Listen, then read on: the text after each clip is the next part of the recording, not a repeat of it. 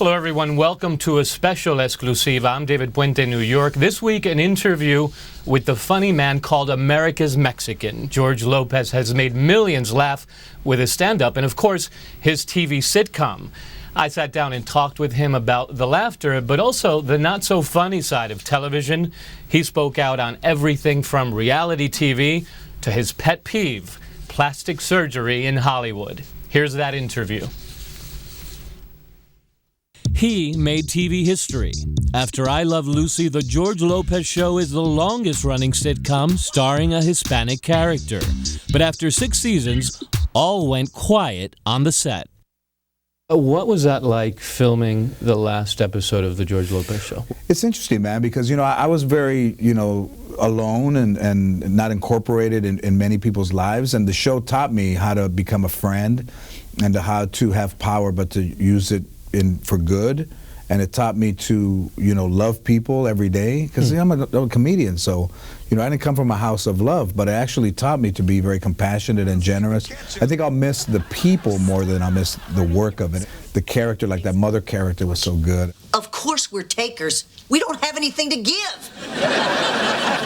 Even my character was, this guy's kind of out there, I'm gonna rub my father-in-law's nose in this money like a dog who pooped on my carpet.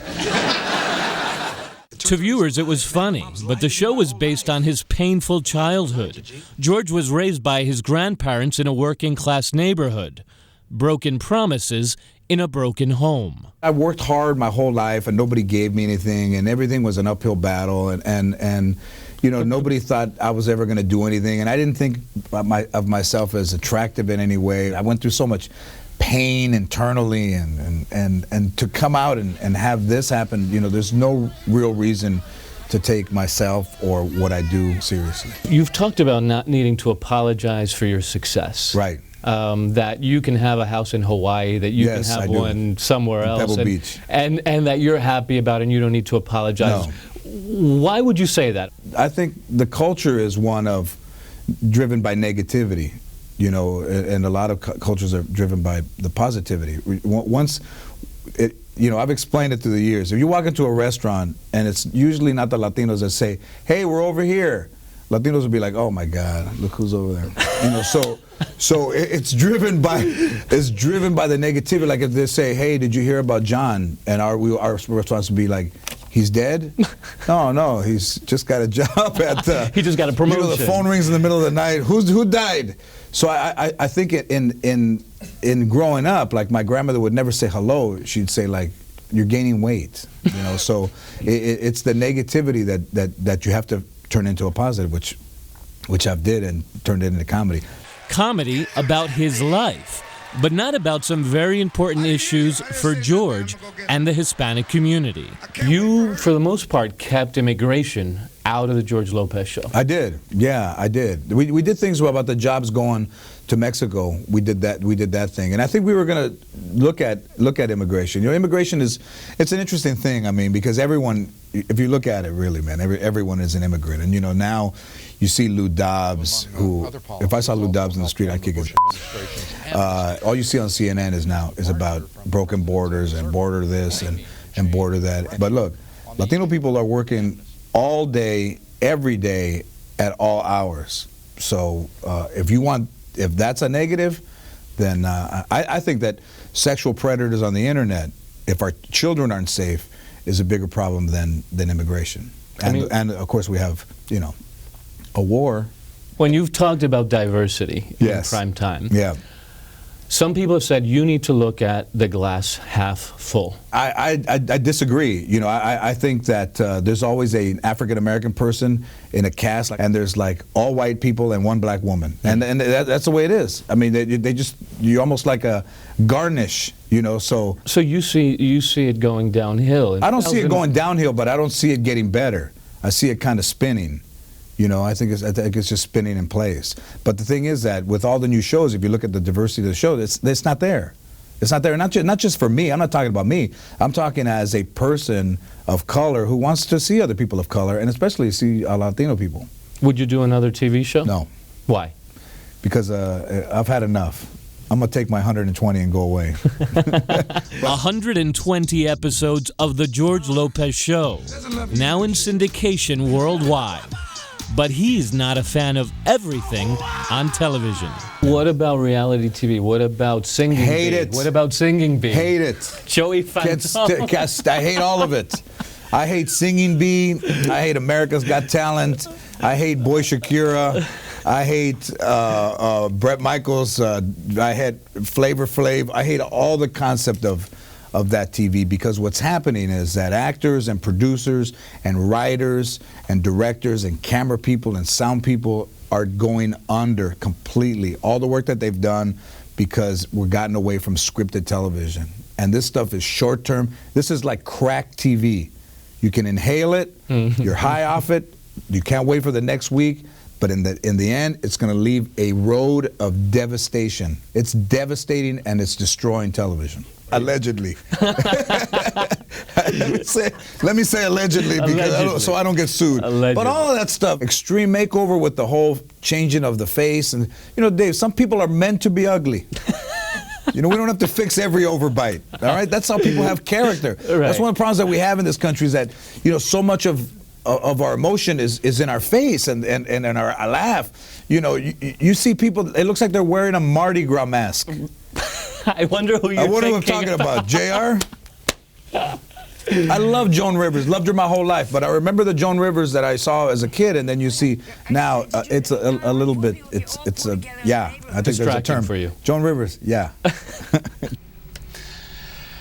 And we have to take a break, but when we come back, more laughs with George Lopez, but also a serious moment. Stay tuned, we'll be right back. And welcome back to Exclusiva Hispanic News on ABC News Now. I'm David Puente in New York. We're speaking to funny man George Lopez about comedy and his life. Here's more of that interview. Who I felt sorry for growing up, because my grandparents raised me tough, was the dogs that we had. Big Mexican dogs. You've sold out shows. Well, all over the United States. In Los Huge Angeles. shows. And your film, Balls of Fury. Balls of Fury is the greatest. That's very funny. You know what? I play an FBI agent. It's a funny title. It's a great movie. Christopher Walken is in it, and I have to say that he's probably as unique as he's ever been in really anything that he's done. So, he kind of holds it together. And it's all about ping pong. And it's about ping pong, man. See, the difference, I learned the difference between table tennis and ping pong. When you play professionally in tight shorts and you can stand away from the table and hit the ball back, is table tennis. When you're trying to bounce the ball into your friend's beer to make him drink it, ping pong. Ping pong. But ping pong, like professional wrestling, you've got the sexy girls, you got the big guys, you got the bad guys, the good guys. Who knew people took it that seriously? And there's underground clubs of ping pong all over the United States. And I think the movie's going to do is it's going to bring all of that out. There's some really great parts. And I kick Masioka in the face from Heroes. May I interest you in an Altoid or some Axe body spray? There's a kung fu element. Yeah, there's a bit of martial arts, and I really start as a kind of inept FBI agent, and in the end, I become kind of James Bond along the way. I want to play rough. Okay. You've gone through so much, and now you're so successful, but you seem so grounded. Yeah. And you've got a relationship. You owe your wife. I do owe my wife. The kidney. Absolutely. Absolutely. I would have no quality of life right now if it wasn't for my wife. We're the national spokespeople for the Kidney Foundation. Now, we raise a lot of money for the awareness of kidney disease. One of the things that I think in Europe, if someone is killed in an accident, if you don't sign a letter that says that you don't want them donated, they go to people who need the organs. In this country, the donorship is down, and there isn't it's called presumed consent. There isn't presumed consent. If people would, when they passed, allow the organs to be donated, I think we would be a much more compassionate country. For George's wife, Anna Serrano, donating her kidney was an easy decision driven by love, a love that includes their 11-year-old daughter, Maya. And so living in Hollywood and bringing up a young daughter, 11 years old already. It's not an easy job, and it's every day. I mean, there's times that I look at her and you're scared, because you think every day goes by, and every day there's one less day that she's kind of innocent, and all they need is the wrong friend. Well, my daughter's she's a trip because she's, Mexican and Cuban, and outwardly independent and not afraid. I mean, she went to sleepaway camp for 5 weeks. You couldn't leave me for 5 hours, and I would be homesick in that house. That's how bad even it was. at your hotel, you're complaining about Yeah, it. I'm alone. It dawned on me that I hadn't seen anybody. Right. The room service, come on in. Hang out. Hang out. There's bread. Want some bread? Even in lonely hotel rooms, George Lopez finds humor. And humor will be his legacy. But he hopes not his only one. How does George Lopez want to be remembered? George Lopez wants to be remembered by always being able to embrace people. I learned. I didn't know it in the beginning, but I know it now. So to have learned along the way. And that was Exclusiva for this week. Remember, you can download Exclusiva on iTunes in both English and in Spanish. And to join the conversation and get more news from Latin America and the Hispanic world, check out our website, abcnews.com/exclusiva. Until next week, I'm David Puente. Thank you for watching.